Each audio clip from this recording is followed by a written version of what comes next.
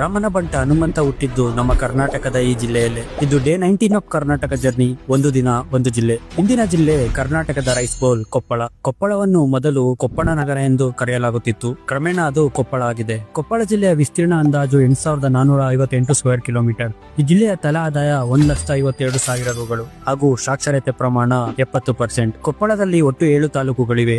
ಕುಷ್ಟಗಿ, ಕನಕಗಿರಿ, ಕರಟಗಿ, ಗಂಗಾವತಿ, ಕೊಪ್ಪಳ, ಕುಕ್ಕನೂರು, ಕೊನೆಯದಾಗಿ ಯಲಬುರ್ಗಾ. ಕೊಪ್ಪಳ ಜಿಲ್ಲೆಯ ಪ್ರಮುಖ ಸ್ಥಳಗಳು ಕೊಪ್ಪಳ ಫೋರ್ಟ್, ಮಹಾದೇವ ದೇವಸ್ಥಾನ, ಅಂಜನಾದ್ರಿ ಬೆಟ್ಟ, ಹುಲಿಗೆಮ್ಮ ದೇವಸ್ಥಾನ, ಪಾಲ್ಕಿಗುಂಡು, ಗವಿಸಿದ್ದೇಶ್ವರ ಮಠ, ನವಬೃಂದಾವನ ಹಾಗೂ ಕೊನೆಯದಾಗಿ ಕನಕಚಲಪತಿ ದೇವಸ್ಥಾನ.